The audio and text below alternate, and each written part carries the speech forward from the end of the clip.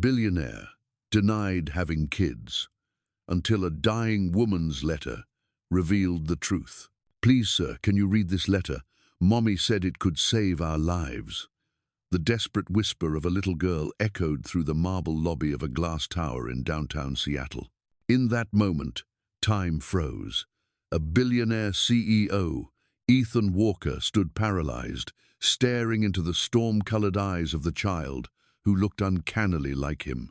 The clash between wealth and helpless innocence unfolded under the city's cold rain, dripping against the windows like silent witnesses. What would you have done in his place? Would you walk away or listen? Welcome to Emotional Echoes, a channel where emotions come alive and every story leaves a lasting echo in your heart. Please subscribe to Emotional Echoes channel. Help us reach 1,000 subscribers so more souls can feel these stories. Stay with my video till the very end and let me know where you're watching from so I can see how far this story spreads. Now, let me tell you this story.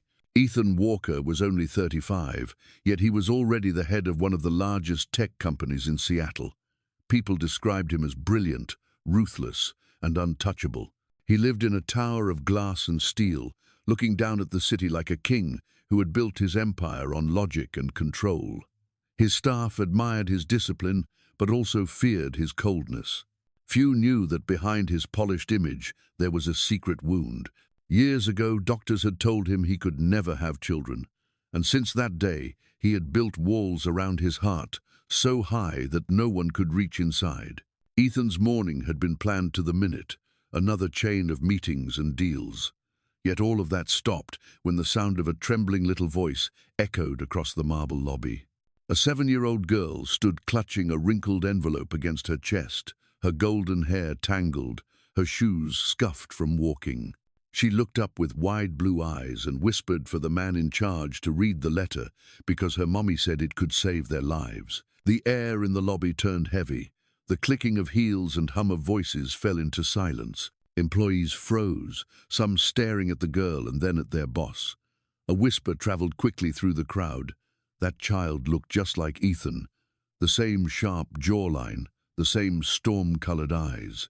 Security guards glanced at one another, unsure whether to intervene or simply watch history unfolding. Even the receptionist forgot her usual professional tone, unable to hide her shock at the uncanny resemblance.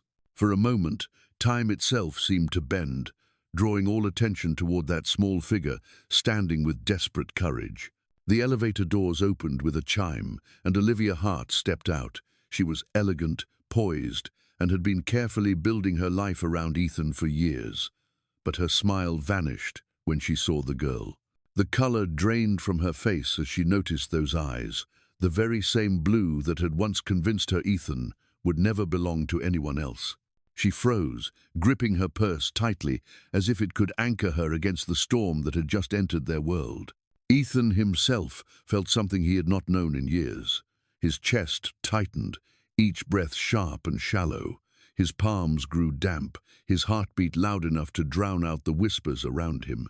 The carefully crafted mask he wore every day began to slip. Looking into the child's gaze was like staring into a mirror of innocence he never believed possible. For the first time since his rise to power, Ethan Walker was shaken to his core by the possibility that this girl could be his daughter. The envelope in the girl's hands was soft from being folded too many times. She held it out toward Ethan with a look that begged him not to ignore her. His fingers shook slightly as he reached for it, the weight of silence pressing on every soul in the lobby.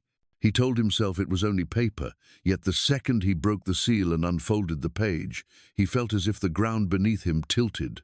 The letter began with Grace's handwriting, the curves and strokes he once knew better than his own signature. She wrote that her doctors had given her less than 2 months to live, that she was fighting ovarian cancer that had spread too far. She said she could not die without telling him the truth, that Lily was his daughter, born from the love they once shared. She begged him not to hate the child for the sins of the past, and she ended with one final line, that Lily was all she had left. Ethan's chest tightened as he read it again and again, his mind unable to accept what his eyes were seeing. Memories struck like lightning, 8 years ago, he had trusted Grace with every part of his life. Then came the pictures, sent in a plain envelope, showing her laughing with another man. Then came the anonymous calls at midnight, voices whispering she had betrayed him, that she was carrying another man's child. His pride and anger had consumed him, and he had walked away without listening. Now the words in this letter cut deeper than any lie he had once believed. Olivia's presence was sharp at his side. She leaned close enough that only he could hear. Her breath touched his ear as she whispered that he must not let sentiment blind him, that Grace was using her sickness as a ticket to his money. She said no dying woman deserved to crawl back into his life, not when he had already built an empire without her. She reminded him of the doctor's verdict years ago, that he could never father a child, that this whole scene was nothing but a cruel performance. Her words slid into him like venom, feeding the wound he had never healed. Ethan clenched the letter in his fist, torn between the proof in front of him and the doubts he had carried for so long. His chest rose and fell, his pulse thundering in his throat. He wanted to scream that it was a lie, yet when he looked at Lily's wide eyes, he saw a reflection no trick could create. The lobby had grown tense, whispers circling like a current. Some staff glanced at Olivia, noting the anger in her stiff smile. Others watched Ethan with curiosity, waiting to see if their untouchable boss would falter. Ethan folded the letter slowly, as if closing it might erase what he had read. He slipped it into his jacket, but the words were burned into his mind. Olivia whispered again, sharper this time, telling him to walk away before this circus ruined him. Ethan kept his eyes on Lily, feeling his pulse hammering in his throat. For the first time in years, reason and emotion collided with such force that he could barely breathe. He stood in the center of his empire, yet felt powerless in front of a little girl and a letter that could undo everything. Capitol Hill was only a short drive from Ethan's office, but the world he entered felt like another planet. The glossy towers of downtown gave way to narrow streets lined with fading paint and broken fences. Ethan parked his black car and looked up at a crumbling brick building where the address from the letter led him. The hallway smelled of damp carpet and boiled cabbage. He hesitated for a moment before knocking, his chest rising and falling with a weight he could not name. The door opened, and Lily's face appeared, glowing with joy when she saw him. She grabbed his hand with her small fingers and pulled him inside before he could protest. The apartment was barely 2 rooms, with peeling wallpaper, a couch that sagged in the middle, and dishes stacked in the sink. Yet the space carried a fragile warmth, children's drawings taped to the wall, and a vase of wilted flowers on the table. Ethan felt the sharp contrast between his penthouse of glass and this fragile nest, where mother and daughter had been surviving. Grace sat by the window, thin and pale, her scarf slipping to reveal patches of missing hair. When she saw him, her lips curved into a faint smile that carried years of silence and longing. Lily rushed into her arms, breathless with excitement, telling her that she had found Daddy. Grace's eyes filled with tears, her voice breaking, as she whispered that she had not been sure he would come, and she thanked him with a trembling sincerity. Ethan could barely recognize the woman he once loved. Her frame was delicate, her skin translucent, yet her spirit tried to shine through. He wanted to ask her 100 questions, but before he could, her body lurched forward. Grace began to cough violently, her shoulders jerking as she gasped for air. A dark spray of blood spattered onto the floor, staining the worn carpet. The sound was raw, wet, unbearable. Grace clutched at the table for balance, but collapsed to her knees, her thin frame shaking uncontrollably. Lily screamed, scrambling to hold her up, her small hands smeared red as she cried out for help. Ethan froze, every part of him recoiling from the sight, yet he could not look away. Grace's eyes widened in terror, blood streaking from the corner of her mouth as she tried to breathe. Lily wailed, begging her mummy not to leave, her voice cracking in a way that pierced the room like glass breaking. The girl turned to Ethan, tears streaming down her face. She shouted that he was rich and powerful, that he could not let her mummy die. Her words were shrill, desperate, echoing against the bare walls. "Please, Daddy, save her. don't let her die. Ethan's chest collapsed under the weight of it. He thought of the billions he had shifted in silence, the empire he had built without flinching. None of it meant anything in this room where a woman bled on the floor and a child screamed for her life. Grace tried to lift her head, whispering that she was sorry, but her body trembled too hard to form more words. Ethan dropped to his knees beside her, his voice low but firm. He told her that no matter the cost, he would pay for every treatment, every doctor, every chance she had left. He promised Lily that he would not let her mother slip away without a fight. For the first time in years, Ethan Walker spoke not as a CEO guarding his empire, but as a man confronting the price of love he had almost lost forever. Ethan found himself spending more time in the small apartment on Capitol Hill than in his glass tower. He drove Lily and Grace to the hospital, waiting in sterile corridors while doctors explained treatments. Afterward, he took Lily to a toy store, her laughter filling the aisles as she pointed to dolls and crayons that cost less than his tie, yet seemed priceless to her. One evening, they shared dinner at the small kitchen table, 3 mismatched plates and the smell of pasta sauce filling the air. Lily twirled noodles around her fork and asked if he knew how to braid hair because Mommy was too tired most days. Ethan froze, a man who had closed billion-dollar deals yet had never faced such a simple request. Lily handed him a comb and showed him how to separate the strands. His large hands fumbled, creating a lopsided braid that barely held together. Lily giggled, clapping her hands, telling him it was perfect. In that laughter, Ethan felt something break inside him, a wall he had built for years beginning to crumble. For the first time, he realized he wanted to be more than a provider. He wanted to be her father.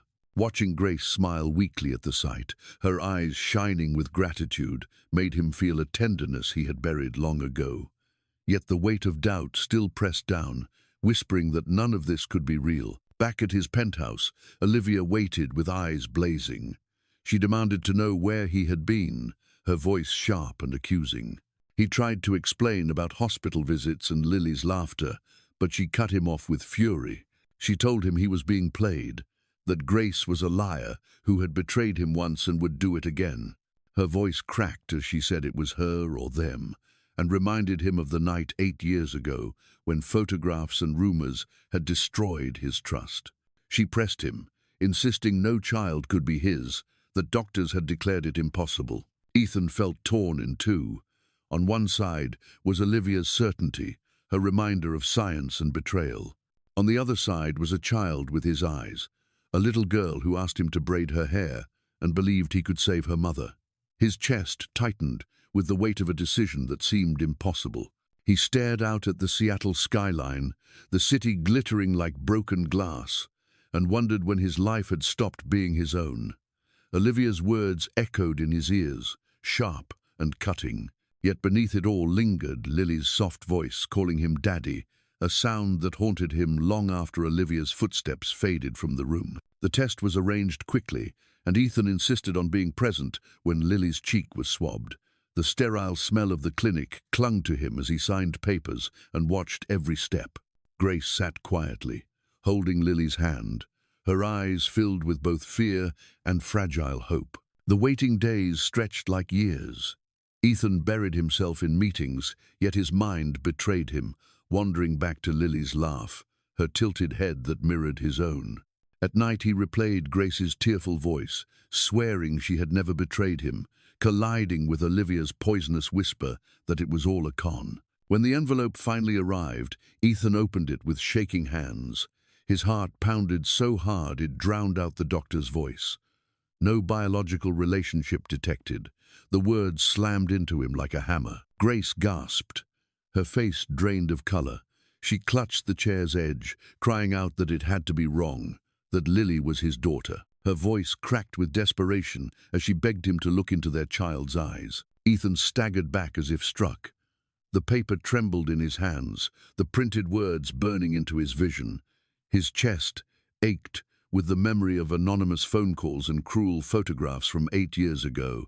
He felt betrayed all over again, a fool who had almost let himself believe. Grace dropped to her knees, her thin body shaking with sobs. She swore on her life, and on Lily's life, that she was telling the truth. Her tears pooled on the floor, her voice breaking with every word. Lily clung to her mother, crying so hard her small shoulders shook, begging Ethan not to leave them. Olivia's hand touched his arm, her voice sliding in like venom. She hissed that Grace was a dying fraud, that she was using her sickness as a final trick to drag him down. She whispered that if he stayed, he would lose everything. Ethan's jaw clenched, his breath ragged. He looked at Lily, her face wet with tears, her small voice asking if she had done something wrong. His throat tightened so hard he could not speak. For a fleeting moment, he felt his chest collapse, every instinct screaming to reach out, to pull them into his arms. But then his pride surged, his old wounds bleeding fresh. He told himself the test was science, cold and undeniable. His fists trembled at his sides as he fought the urge to believe the cries in front of him. The silence stretched, heavy as stone. Finally, his face hardened, the mask sliding back into place. He forced his voice into ice, though it cracked inside his chest. Without another word, he turned, each step echoing like a blade against the floor. Behind him, Grace collapsed into sobs, Lily's scream tearing through the air as she begged him not to go. Their cries followed him out of the room, clinging to him like chains, each one cutting deeper than the last. Yet Ethan kept walking, his heart shattering with every step, convincing himself this was the only way to survive the lie he thought he had uncovered. That night, Ethan sat alone in his penthouse, staring at the untouched glass of whiskey on the table. His phone buzzed, and the screen showed a message from Lily. The words were clumsy, typed with the careful spelling of a child. "Mr. Ethan, did I do something wrong? Mommy cries every night. Please don't hate us." The message hit him harder than the DNA results had. He imagined Lily curled on her bed with tear-stained cheeks, terrified that she had somehow driven him away. For the first time he realized the weight of his silence, how it had crushed a child who only wanted her father. Ethan pressed his hands against his face, anger and shame mixing until he could hardly breathe. He had allowed himself to believe paper over people, reports over the bond that had already begun to form. Every instinct told him he was punishing the wrong person. His phone rang again, this time with the name of Dr. Harris, his longtime friend and physician. The doctor's voice was cautious as he said there might be an issue with the DNA test. He explained that a lab technician had reported unusual activity during the process, a brief power failure that forced several samples, including Ethan's, to be rerun. Dr. Harris said that when he pressed further, he discovered Olivia had called the lab pretending to act on Ethan's behalf. She had asked about processing times and chain of custody, questions no outsider should know to ask. Ethan felt his stomach twist as the pieces began to align. It became clear the results might have been tampered with. Harris admitted it was possible that someone with access had switched or contaminated the samples. The probability that Olivia was behind it was too strong to ignore. Ethan gripped the phone until his knuckles turned white, fury coursing through his veins. He remembered Olivia whispering poison into his ear, reminding him of betrayal, pressing him to choose her over them. Now the mask was slipping, revealing a plan that had stolen 8 years of his life and nearly cost him his daughter. His jaw tightened as he promised Harris they would run the test again, this time with full supervision and independent verification. For the first time since the nightmare began, a spark of hope lit inside him. If Olivia had lied about the test, then Grace's desperate words might have been true all along. He could almost hear Lily's small voice, asking him not to hate them. Ethan swore to himself he would uncover the truth, no matter what it cost. The second DNA test was conducted under strict supervision. Ethan stood in the clinic as the technician swabbed Lily's cheek, then his own, sealing each sample in front of him. Independent observers documented every step, leaving no chance for tampering. Grace sat nearby, frail but steady, her trembling hand clutching Lily's. Days later, the results came. The doctor's words were firm, his voice cutting through the tension. Probability of biological relationship, 99.97%. Ethan closed his eyes, his body shaking as the truth landed like thunder. Lily was his daughter. Grace had spoken the truth all along. Relief crashed into guilt, then rage. He thought of Grace's pleas, of Lily's messages begging him not to hate them, of Olivia's poisonous whispers that nearly destroyed everything. His hands clenched into fists. 8 years of stolen time burned inside him like fire. That evening, Olivia was summoned to his penthouse. She arrived smiling, but the sight of the folder on the table froze her steps. Ethan's voice was steel as he held it up. "For 8 years, you stole my family from me. You manipulated me. You lied. You destroyed us. Why?" Olivia's face twisted, the mask finally tearing away. She shouted that he was hers, that everything she had done was to keep him. Her voice rose, sharp and hysterical, her eyes wild. She slammed her hand against the glass table, rattling the silver tray. When Ethan stepped closer, his glare unflinching, Olivia's composure shattered completely. She screamed that Grace was nothing but a dying shadow, that Lily was just bait to chain him. Her voice cracked into madness as she kicked over a chair, sending it crashing against the wall. "If I can't have you, no one will." Ethan's chest surged with disgust and fury. He told her she had poisoned his life long enough, that her lies had cost him years with his daughter. His words cut through her shrieks like final judgment. "I don't belong to you. I belong to my daughter, and to the woman I never should have doubted." Olivia lunged forward, her hair wild, her face twisted in rage.